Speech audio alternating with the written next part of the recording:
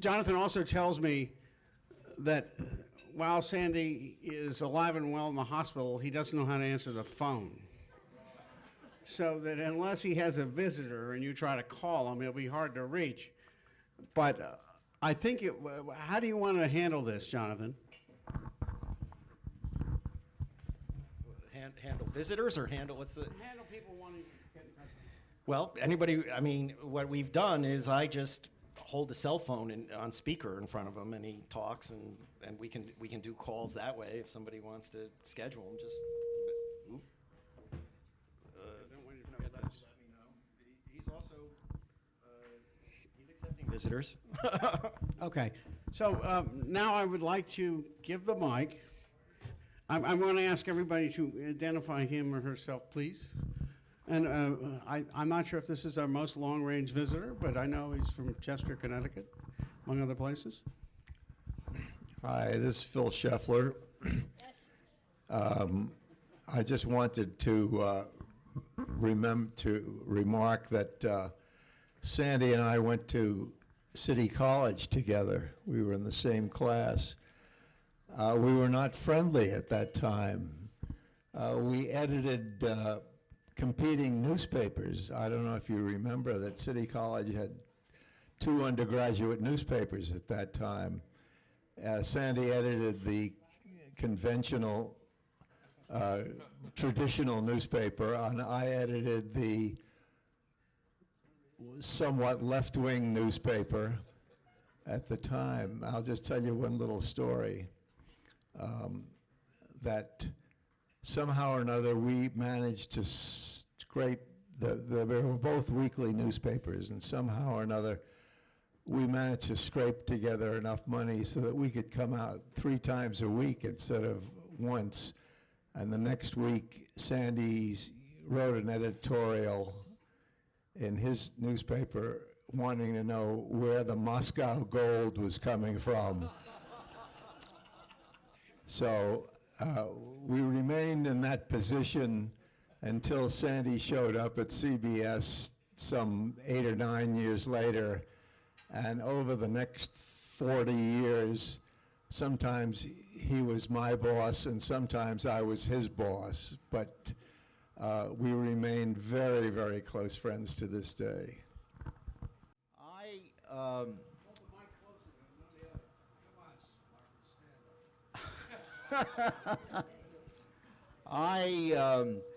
Sandy played a very important role in my life as a journalist. And even though I was at the rival City College paper, the Moscow edition of the City College paper, Observation Post, Sandy, you know, at that period of time, it was very hard to get a job in journalism, and we were all worried about how we would get a job. But Sandy, we had heard, had gotten a job at the New York Times, and he had a very important job. He used to write the headlines on the New York Times bulletins around Times Square. So he wrote, Dodgers win 2-1. And that inspired me.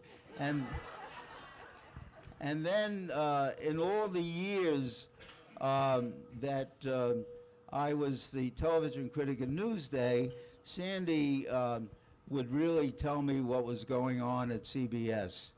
And of course I wouldn't quote him. But the other thing that impressed me about Sandy is that he was the one who wrote that line, and that's the way it is. At least that's what he told me. Thank you. Hi, Jerry Paul Gates. I knew Sandy quite well. Just a couple of things.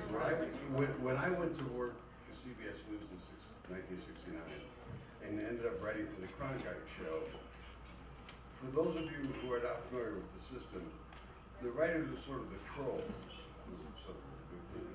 subterranean. And above that were people who are on air and all again. Right, Bob? And our editor was a guy named John Merriman, who anyone who was involved with Cronkite News of those years loved and revered. And I just latched on to him, and whenever I had a question, what do I do about this or do about that? He'd say, ask socolow, ask socolow, ask socolow. And, you know, okay, after 2 days I began to get it, and I looked at the thing, and socolow was the second in command to a legendary figure in journalism named Leslie Midgley, who had worked for all kinds of things. And so at one point I worked up my courage and I said to Merriman, well, what does Les Midgley do? And he said, Mr. Midgley discusses the lineup with God. Years later, when I was writing a book about CBS News called Airtime, I interviewed Sandy, and I told him that story, and he said, well, I don't know about that, but he sure as hell discussed the lineup with me. A couple of other points about Sandy. He was an extraordinary stickler for precision. At one point during the trial of Von Buell, remember that? One of the more edifying episodes we had. There was something that puzzled him, and people were trying to figure out what it is. He said, oh, just a second. What exactly is second-degree murder? And nobody could explain it. He said, okay, before you use that term again, go find out. And he loved to tell the story about Gordon Manning when he was an AP writer in Boston. And Manning had done a story where someone had died suddenly. And his editor said, no, Gordon, we all die suddenly. I believe you meant unexpectedly.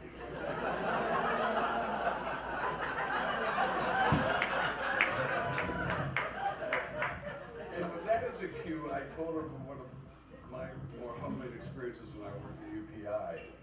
The Duke and Duchess of Windsor were coming to town, as they did every year, and I rather mindlessly wrote that they checked in to the Waldorf Astoria for their annual New York vacation. The next day I went in, my copy was in the box, and there was a circle around the word vacation, and a line said, vacation from what?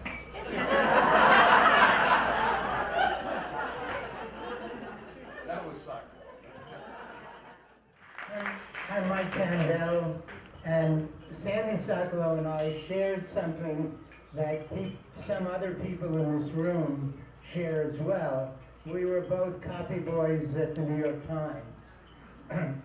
And when Sandy left the New York Times at the invitation of Uncle Sam during the Korean War, and entered the Army and went to officers' candidate school, emerged as a lieutenant, got sent to Tokyo, where he ran the broadcast in Chinese and Korean that went to those folks with the version of news that I guess the precursor of the CIA thought was appropriate.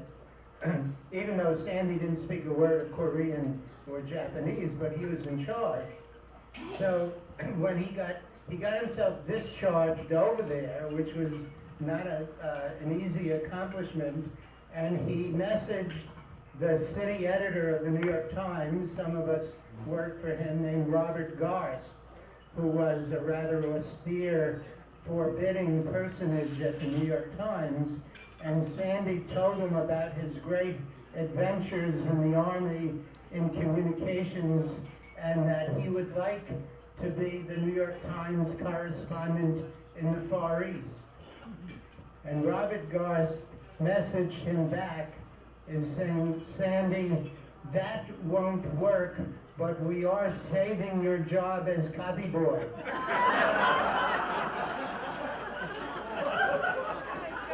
So fortunately for everyone, including Sandy and CBS and INS hired him as it's roving. For those of you who are too young, I notice one person here who fits that category. INS is the I in UPI, right? Okay. Well, fortunately, INS hired him as its roving Far East correspondent, and as we've heard, the rest is history. Sandy, my husband Sam, Bernie Seabrooks, who's a name many of you know, and Ted Holmes, another name. About 4 or 5 years ago, started a luncheon club where they would meet once a week at the diner next to CBS, which would give them separate checks. We call them the Romeos, retired old men eating out. Several years ago, my husband was in the hospital for a long, scary siege. And anybody who knows Sandy will recognize this. He was just there. If anybody met Sandy Socolow today, they would never in a million years know that he was one of the single most powerful, respected people in our business. He's the most modest person in the business. When Sam was sick, Sandy just appeared. Take me to lunch, go visit Sam. He was never a friend whose friendship became a tyranny. When Sandy got sick, would he let you bring him dinner? Would he let you return the favor? No. Sandy was too modest, too gentle, too kind. I treasure his friendship, and I know my husband did. Here.